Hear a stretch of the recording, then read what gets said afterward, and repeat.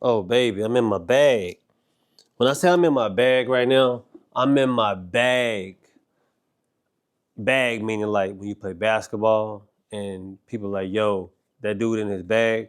Like, I want to believe there was a time I was in my bag. I don't know if I was ever in my bag. Defensively, I'm always in my bag. Offensively, my bag is extremely suspect. And that analogy is for basketball players, athletes, and those alike. So, peep it. I'm in between writing some projects.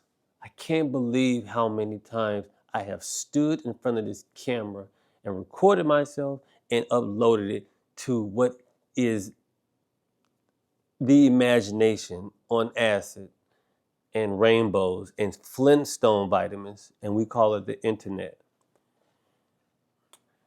I'm working on,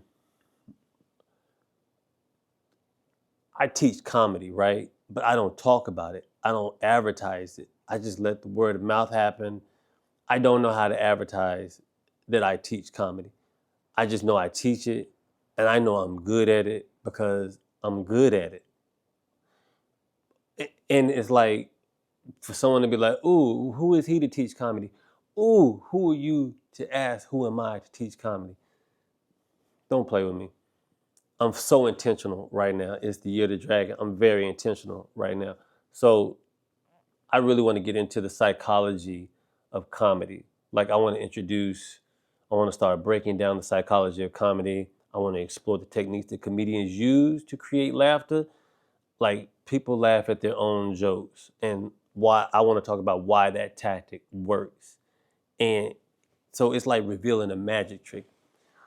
Some comedians will go on stage and they will tell you a joke or they'll say, I'm about to tell you a joke. And they'll laugh at the joke while they're telling the joke, even though they haven't told the joke yet. They laugh and then you laugh because you think, oh my God, this joke is going to be amazing because they are having a hard time getting that joke out. And it's not true. It's not true. They've done this joke a bunch of times, a bunch of times.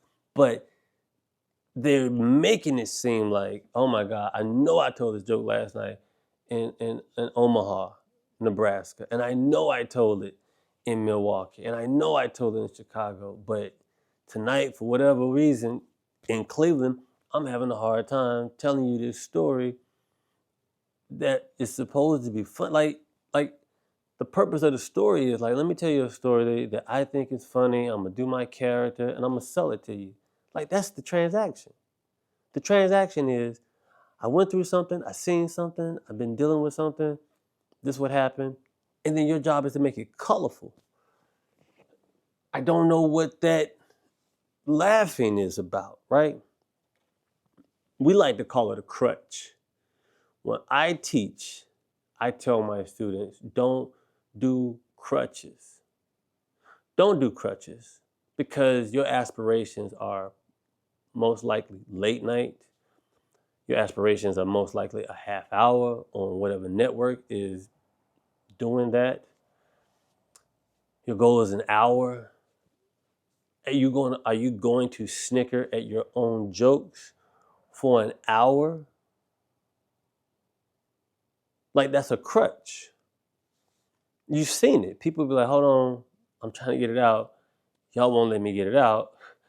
I'm trying to tell you this joke. And then you laughing because you like, all right, go ahead, tell the joke. You keep laughing. But we keep laughing, but you keep laughing. Stop laughing. We'll stop laughing. We just in this together. It's magic. It's magic. It's misdirection. It's like if it was a magic trick and it was like the magic castle. I'm behind the curtain saying, this is how this trick worked because that's how it worked. Do I laugh at my own jokes? Yo, if you have ever been to one of my shows, if you have you ever seen me perform, it's rare I laugh on stage. And normally when I laugh on stage, I laugh at somebody's laughter. Um, I laugh at the fact that I may have done it differently that night than what I would normally do it, but it still works. So it's kind of like the laugh is for me. My laugh is for me when I'm on stage. It's not for the audience. It's like I'm laughing because, yeah, that worked. That worked. But I'm not like, can't believe, can't tell. If I do crowd work, yes. But it's rare that I do crowd work because I write. Like I got see that over there? That's journals. Like it's jokes in that. Like I'll never need to talk to y'all. It's journals, all journals up there. It's journals up there. I'm it's journals right here. It's journals right there. And then I got some journals right here. I got another one right here. I got another one right here. Like I got journals. Like I'm I'm John Doe in 7. I have a lot of journals. I write a lot. So there's never any reason I need to go on stage and be like, so what do you do for a living? Crutches. So like I want to break down what the definition of a crutch is what people use when they're on stage. Like I broke all this down. So it's like defining the crutch technique and then like what the crutch is in comedy and use an example of comedians laughing at their own jokes or whatever. It happens a lot. Next time you go to a comedy show, like just sit there and be like, is he laughing at the joke? Like did he tell the joke yet? Right? And then describe that, how this tactic helps connect the audience, because the audience laughs. I just explained it to you. You laugh at the comic that's laughing because it's infectious. You're like, he's having such a good time, or she's having a great time, or they are having a great time, or we are having a good time, or the refrigerator, whoever's performing, right? And then briefly set up the feature episode, right? Well, I don't think I'm gonna do that because crutches briefly. The psychology behind the audience's reaction. Right, when I do laugh, because I do laugh sometimes. Because sometimes I'll laugh and I'll be like, hey, that is a good joke, right? Or I just laugh because I'm really happy with how that joke landed.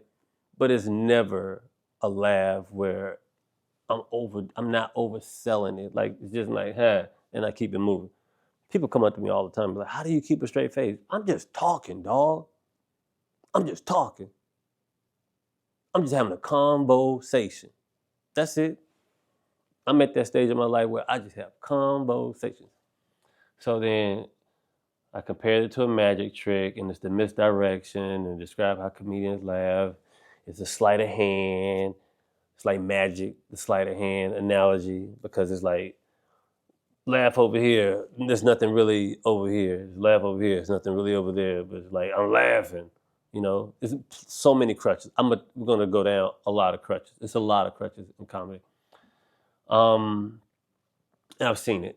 I work with headliners that's the thing. Like if you take that away, it's nothing.